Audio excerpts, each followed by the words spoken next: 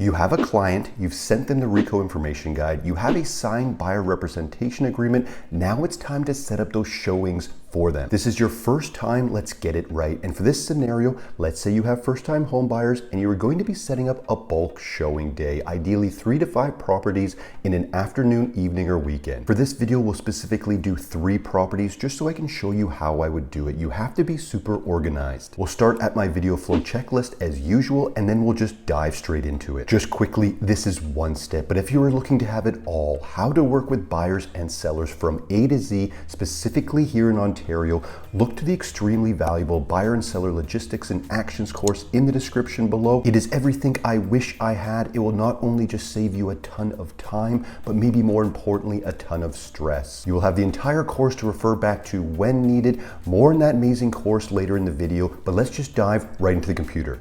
Okay guys, just at my video flow checklist here, like mentioned, we like to go through these steps first, then dive straight into it. We are setting up showings. Our scenario, buyer, like mentioned, wants to see 3 properties. We're gonna be confirming showing times, dates, times, and distances between the homes. You have to be super organized. The difference between an organized real estate agent and an unorganized real estate agent is hundreds of thousands of dollars, referrals, everything. People want to make sure you are organized. You gotta be on top of this stuff, and it's easy once you know it, but I remember what it felt like at the beginning. This was stressful stuff. Schedule showings, broker bay showing time. Most likely you'll see broker bay.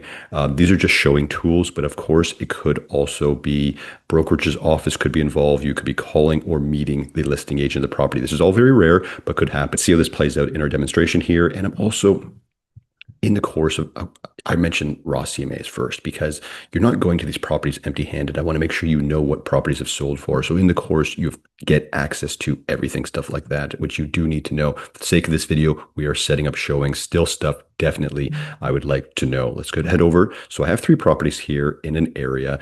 Let's say you know your clients are searching in a specific area and you go find 3 properties, right? You've sent it to them. They do want to see these 3 properties. Now let's just quickly check where they are so we know the distances. We're going to be driving, meeting, leading them through these bulk showing, right? So let's say for instance we start at 1260. Okay, so we decided we're going to start at 1260. So 1260 Zeller Drive, this is where it is. Let's find out where it is to the second property and the closest one, which is 70 Willow Run. Okay, we're only 3 minutes away. Perfect. We know the distance between that one. Let's find the distance between the other one, which is from Willow Run back to 347 Keywat Ave. Okay, and that is 8 minutes. Okay, we now know 3 minutes and 8 minutes are our distances. We're meeting at the first property. We're, of course, going to the second property, then going to the third property, right? And we'll touch on the times. It's either 15 minutes or 30 minutes you're going to have there. I suggest when you're dealing with first-time home buyers, just do 30 minutes for now. You'll get a feel for them later. If you start to learn from them, right? If they're super fast people that walk through, you'll bring it down to 15 minutes. Go 30 for now, but keep it in your mind that you can't move to the next one, right? So there you go. Here's an example. You meet here. You have 25 minutes, let's call it. You have 27, but 25 minutes at this property with a 3-minute drive to the next one. At this property, you have 20 to 22 minutes before your 8 drive to the third property. Okay, stuff like that. I know it seems simple, but you got to make sure you have this stuff organized. Okay, let's go into the property and kind of show you what's up here.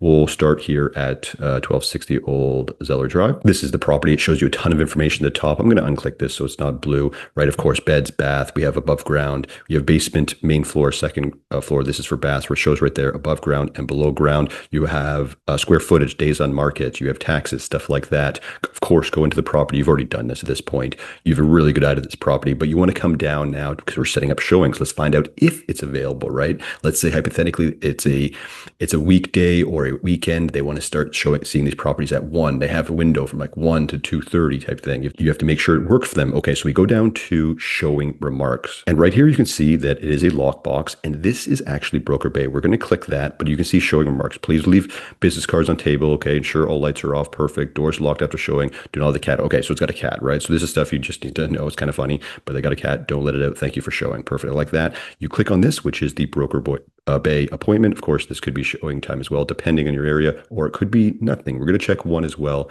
that just for the sake of it shows you kind of what that is. I want to kind of give you an example of if you don't see something there and what you have to do.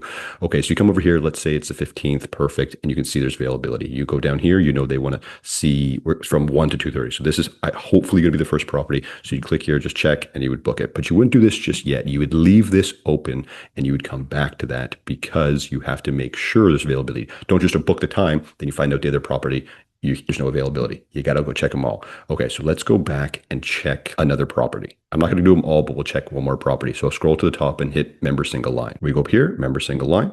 And let's use another property. Okay, so let's just go to the other property, which is 347 Kiwan Nav. Let's go and check this one. Again, everything here, you're going to be already checking all this stuff, but you'll be clicking here and you'll be going down to the showing remarks again. Okay, showing remarks down here. It says showing system, perfect, upper floor is tenanted. There you go. So this doesn't have that button because they can't just let you book a time.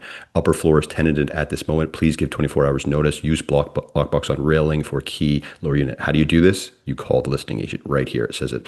So what you would do in this case is you would call the listing agent because let's say they're like, okay, the tenant can't actually you can't even see it at 2 p.m. or you can only see it at 2 p.m. You can only see it at 1 p.m. Okay, so you can only see this one at 1 p.m.